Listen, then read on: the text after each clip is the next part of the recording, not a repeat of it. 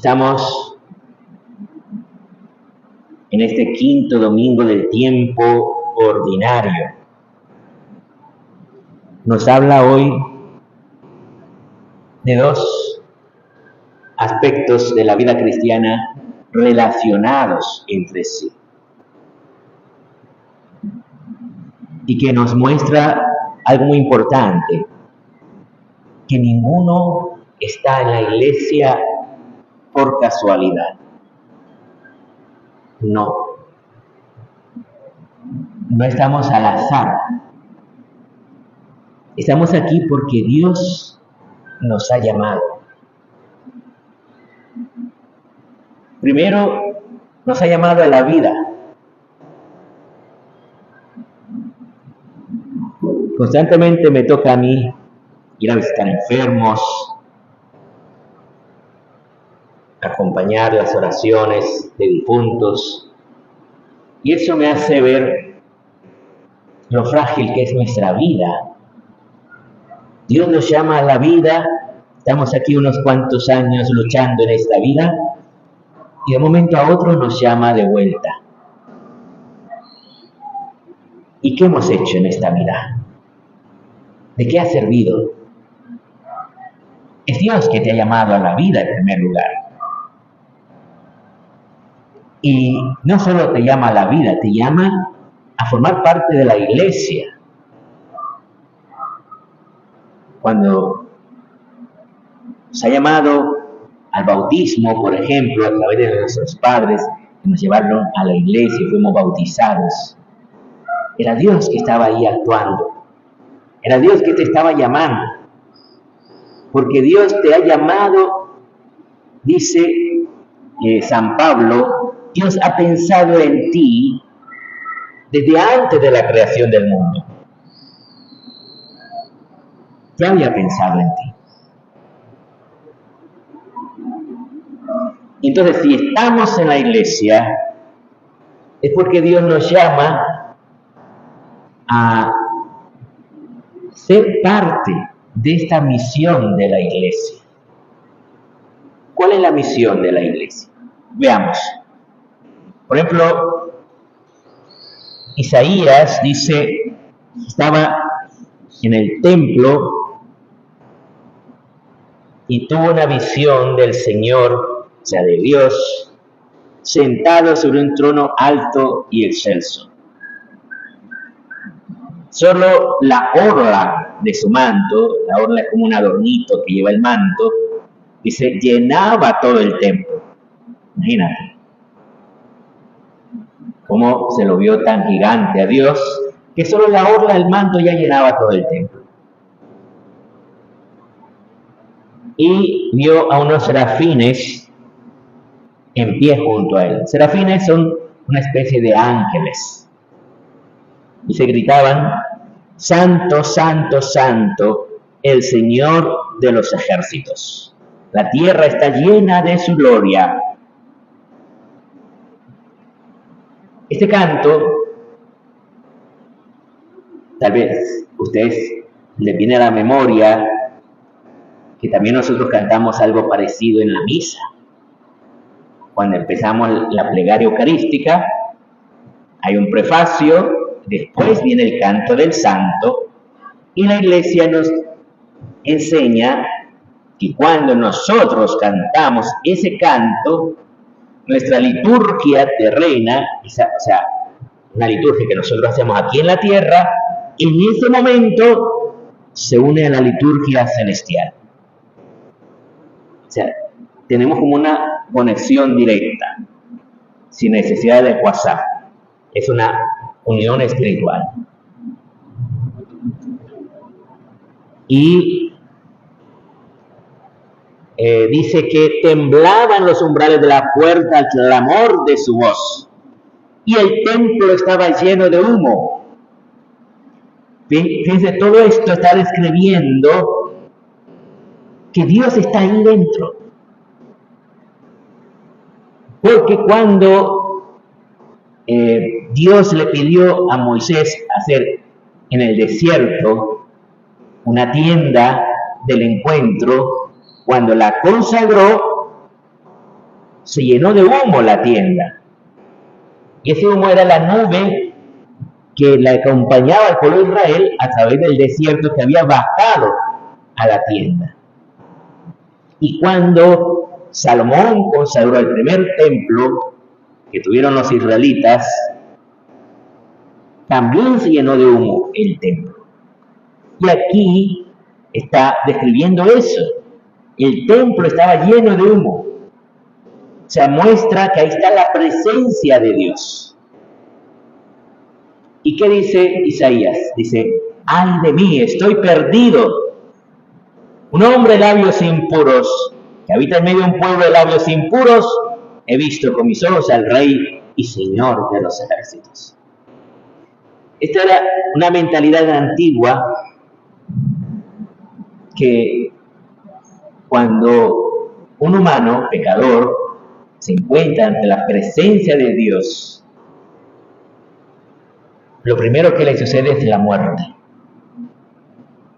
Porque no puedes tú, siendo pecador, estar en la presencia de Dios. Inmediatamente te sucede la muerte.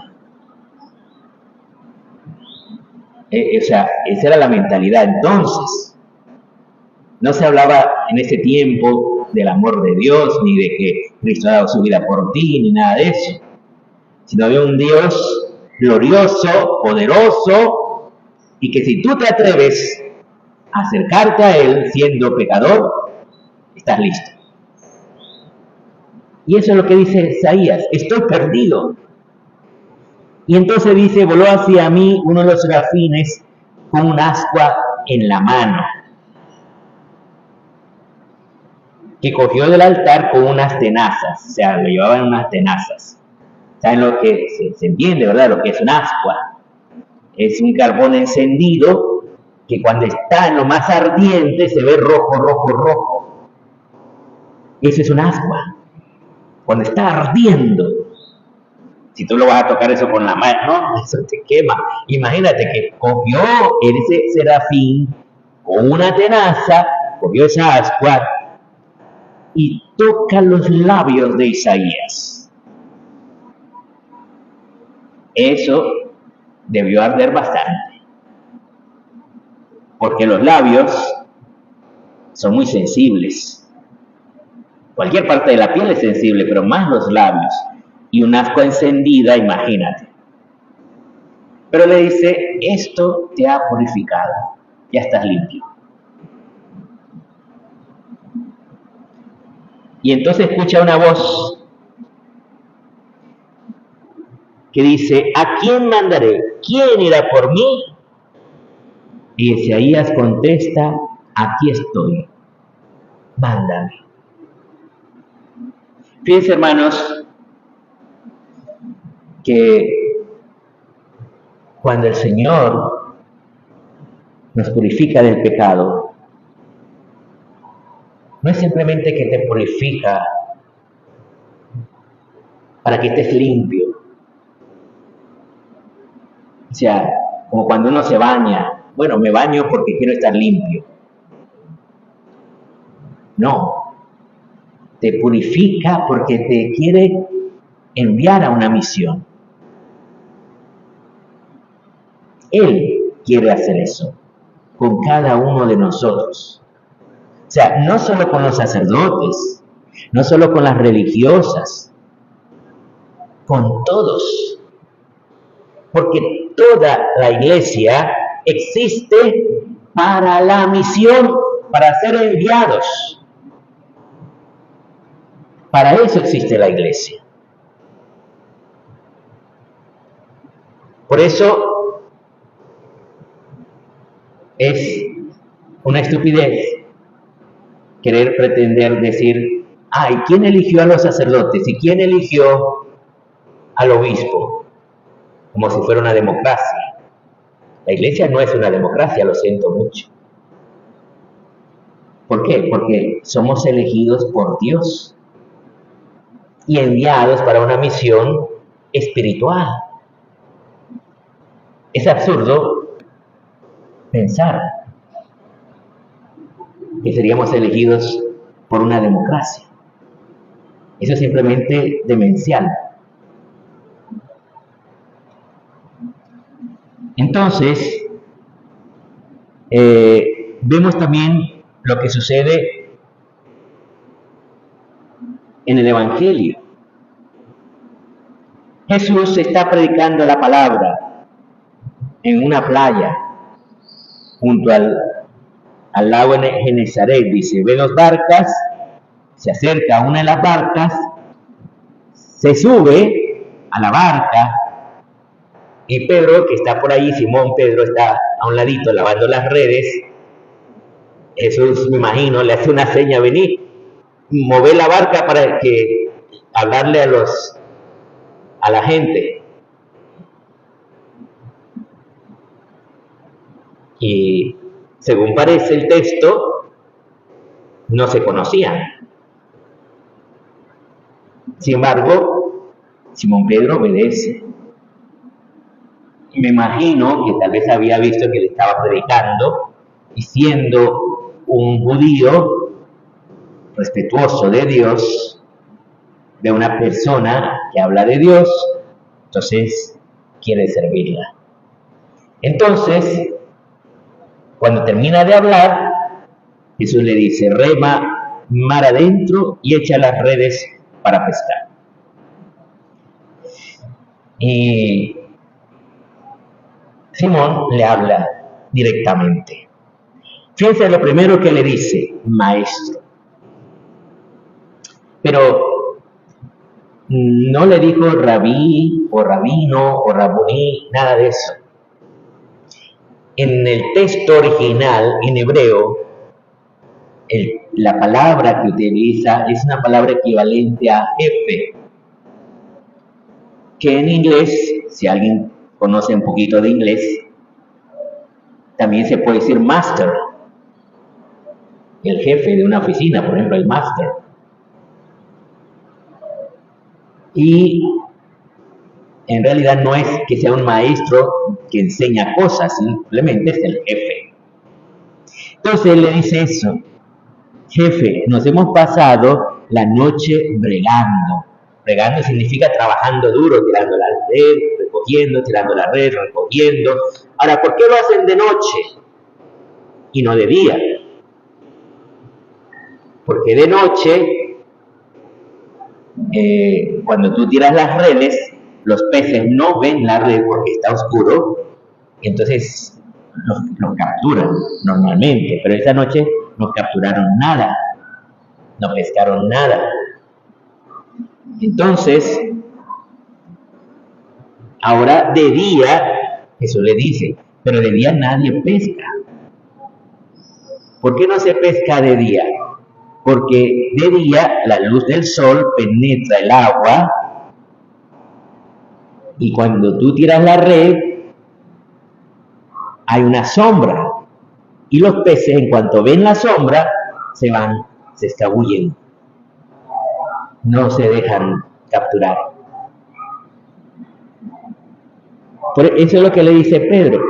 Sin embargo dice, por tu palabra echaré las redes. Fíjense qué importante, la palabra de Dios tiene una potencia. Y eso es lo que predicamos en la iglesia, la palabra de Dios. Nosotros no predicamos ideologías o palabras de hombres, no, predicamos la palabra de Dios. Dice que puestos a la obra hicieron una redada de peces tan grande que se reventaba la red. O sea, sucede algo inaudito. Es más, dice que hizo señas a los socios de la otra barca para que vinieran a echarle una mano. Interesante esta palabra socio, porque en realidad la palabra que utilizan no es socio como socio de una empresa, que nosotros diríamos actualmente, sino que es una expresión como de una amistad muy cercana. Como, no sé si ustedes han visto alguna vez una novela colombiana, a esta amistad muy cercana le dicen parce en Medellín. Nosotros aquí en Nicaragua utilizamos algo parecido, que es brother. Este es mi brother, ¿verdad? Cuando hay una amistad muy cercana. Entonces, eso es lo que se refiere a esta palabra socios. Ellos se acercan y llenan tanto las barcas que casi se hunden. Y al ver esto, dice, Simón Pedro se arrojó a los pies de Jesús diciendo, apártate de mí, Señor, que soy un pecador. Fíjense que va dentro de aquella mentalidad de Isaías, esa mentalidad antigua, que tú no puedes estar en la presencia de Dios si eres un pecador. Y Simón lo primero que reconoce es que es un pecador. En realidad todos nosotros, ante la presencia tan santa, tan bondadosa, tan amorosa de Dios, lo primero que tenemos que reconocer es que somos pecadores. Todos. Porque, dice San Juan, alguien que diga que no tiene pecado, ese es un mentiroso. Y a ese es un pecado. Si tú dices, no tengo pecado, esa es mentira. Y la mentira es un pecado, siempre. Por eso, es lo que hace Simón Pedro, se arrojó, dice, a los pies de Jesús, se pone de rodillas. Fíjense, un judío no se pone de rodillas ante nadie, solo ante Dios. Solo ante Dios se pone de rodillas. Esto es fuerte. Incluso sociológicamente, ningún judío se pone de rodillas ante nadie, solo ante Dios. Y es lo que hace Simón Pedro, se pone de rodillas. Y es que el asombro, dice, se había apoderado de él, estaba asombrado del poder de Dios, de cómo Dios provee, exageradamente provee, y siempre provee Dios. Y cuando tú le pidas algo, te va a proveer mucho más de lo que te imaginas. Sobre todo si es voluntad de Dios lo que le estás pidiendo.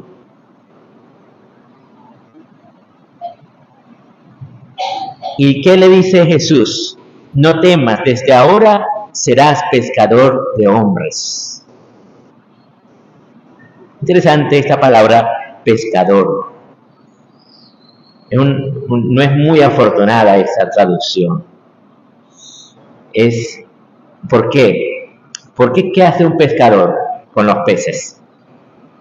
No es que los lleva a cuidarlos y a darles comidita a los peces, no. El pescador pesca los peces para comérselos o para venderlos. Entonces no es muy afortunado decir que es un pescador. En realidad, la palabra que se utiliza en el original griego no significa pescador directamente. Lo pusieron así como para darle un toque llamativo. En realidad, parece que la palabra que se utiliza ahí, la traducción mejor sería atrapador. Alguien que atrapa a hombres. Ahora, ¿cómo la iglesia atrapa a los hombres? Fíjense que esto es importante porque, por ejemplo, acusan a la iglesia que cuando vino en la conquista española, le puso a los indígenas una espada para que se convirtieran al cristianismo. Y eso es falso. Remontémonos al inicio de todo. Cuando los apóstoles van predicando, ¿qué había? El Imperio Romano. ¿En qué creían los romanos? En los dioses griegos y romanos. En eso creían ellos. Pero esos dioses griegos y romanos eran horrorosos. Si tú no les rendías culto, te podían hacer daño. Prácticamente tenían que rendirles culto por obligación. Le tenían miedo. En cambio, el Dios cristiano, el Dios que se anuncia, es un Dios que da la vida por ti.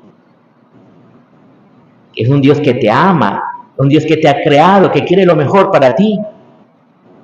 ¿Y quién en su sano juicio no querría un Dios así? Lo mismo pasa en América. Cuando los españoles llegan a América, ¿qué dioses había?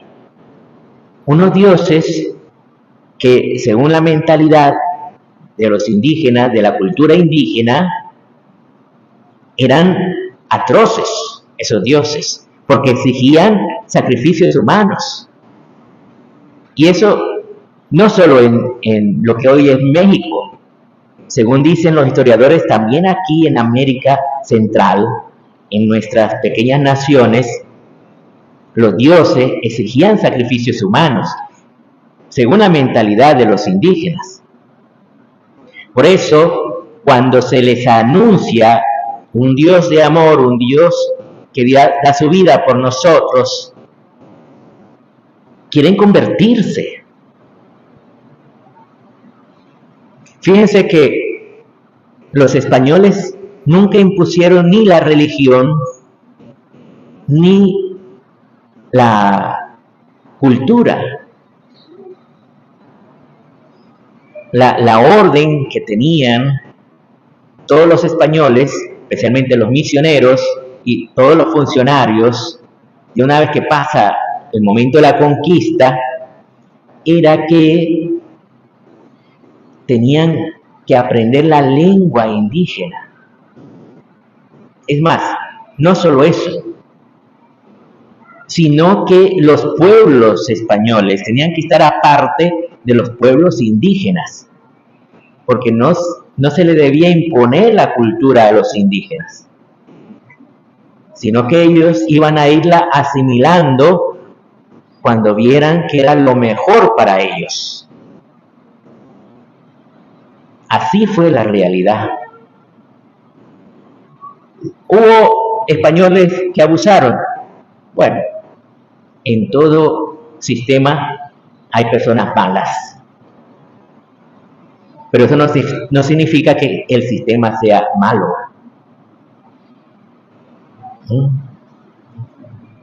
Aunque si los líderes del sistema son malos, ahí sí estamos fregados.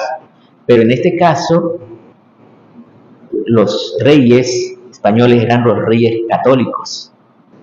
Ellos prohibieron que se esclavizara a los indígenas.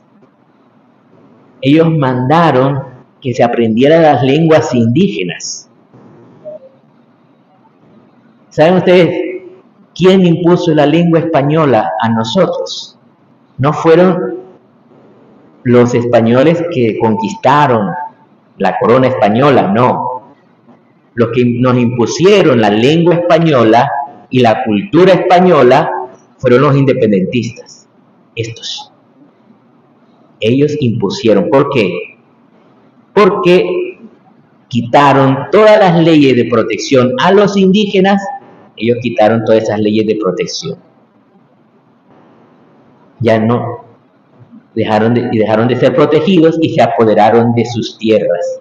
Ya no había división entre las tierras españolas y tierras indígenas, porque ellos empezaron a apoderarse de las tierras de los indígenas, los independentistas. Esa es la verdadera historia, que nos la han ocultado. Nos la han ocultado.